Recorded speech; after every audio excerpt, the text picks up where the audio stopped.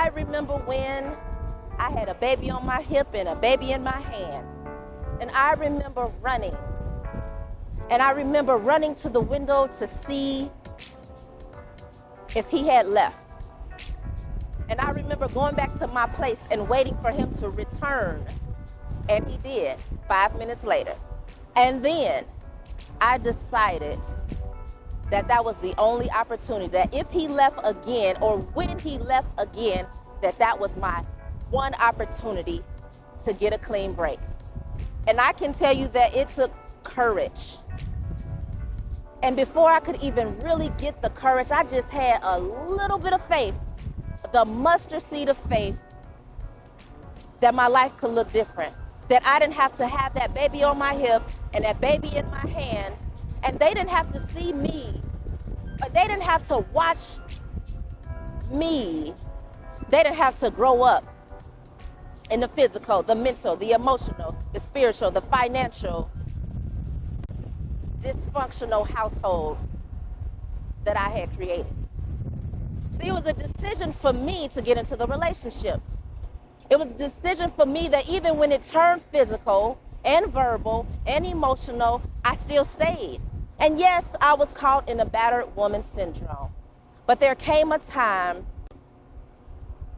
there came a point, there came a season, there came just this moment where I decided that I needed to do something different. I needed to make a decision, a life-changing decision. I needed a new place to live, not just anywhere, but I needed a new safe place to live. I needed to know that when I did leave, he could not find me and take me back.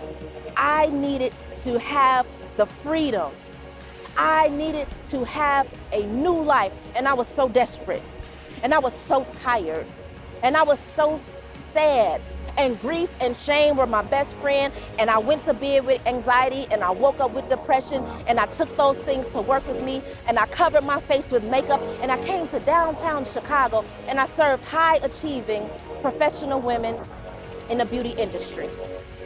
And I showed up every day smiling, looking my best, but it was all a facade because I was living in hell. I was living a life that wasn't even worth living. I was living, in a sense, to not live again.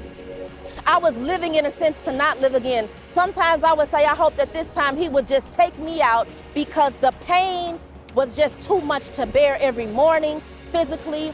It was too much to bear every day mentally. It was too much to bear every day throughout my day emotionally as I scolded myself for all the decisions that I made to stay in this relationship with him and subject my children to it. See, I knew that it wasn't right. And I knew that I deserved more. I just didn't know how to get out. I did not know how to get out. I didn't have anybody that looked like me. I didn't have any organizations on the west side of Chicago that I can go to. There was not, oh, just call the police and everything would be okay, because sometimes I did that. Sometimes I went and I got an order of protection, but I never went back to court to finalize it. Or I went back to court and said, no, he didn't do it. I made it all up. I went back to court and lost my own credibility because I was stuck in a cycle. I was guided by my emotions.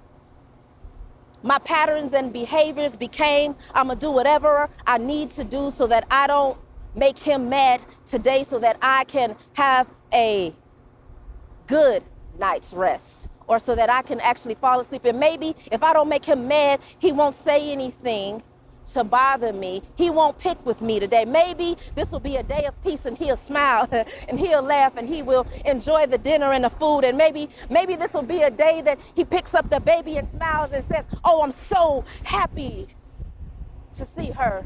And the workshops and the experiences to go into colleges and universities and talk about the healthy and the unhealthy relationships. I want to be able to go into the schools on the west side and talk to the youth about the red flags and what it really means when they slide it in the DMs and the emojis and giving up of yourself, of your body, of your goods, of your value and your worth. But it was because I made a decision. It was because I decided to do something different. It was because that the time is now. It's 2024, and I need you to do more for you. See, at that time I had to do more for me. At that time I had to make history for me. We're getting ready to make history. We're getting ready to make history right here in America, right here in the city of Chicago. And see, I had to make history for me. That'll always be a part of my testimony. It'll always be a part of my story, but it does not define me. It just helped refine me. It does not define me. It just helped refine me. Understand who I am.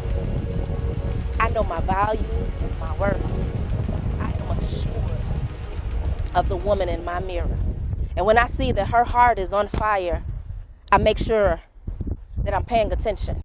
I make sure that I go get some water and I put it out. I make sure that I see where the fire started, because that's the only way I'm going to get it all out. That's the only way that it's not going to be rekindled when the wind blows. Man, that's the only way it's not going to be rekindled when the wind blows. I saw my heart burning to ashes, and it was just blowing in the wind.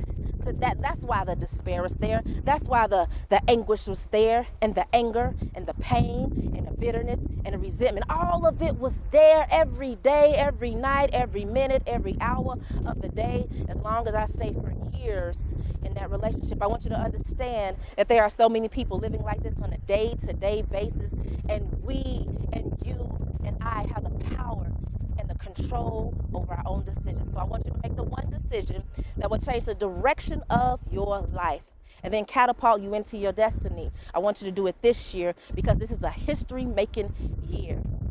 And that year I made history.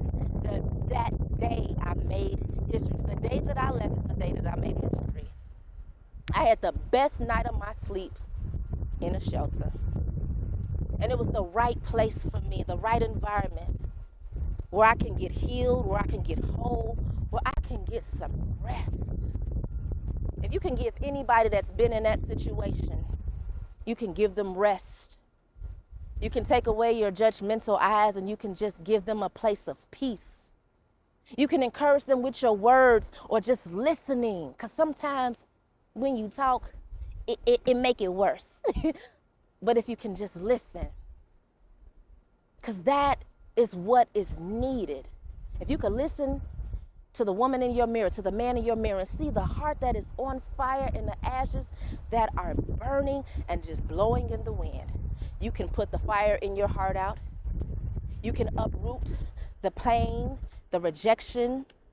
You can uproot the things that kept you bound from childhood, from adolescence, from decisions in intimate relationships. You can break free all of those things if you decide. So I want you to decide today that this year, I'm making history. This year, I am making history. And you know me, I'm making history. I am making history right here in 2024.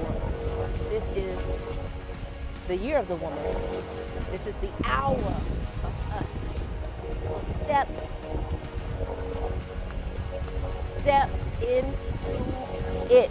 You might have to do a leap, but whatever you do, you have got to move. I am Chantelle Branch, your self-love specialist.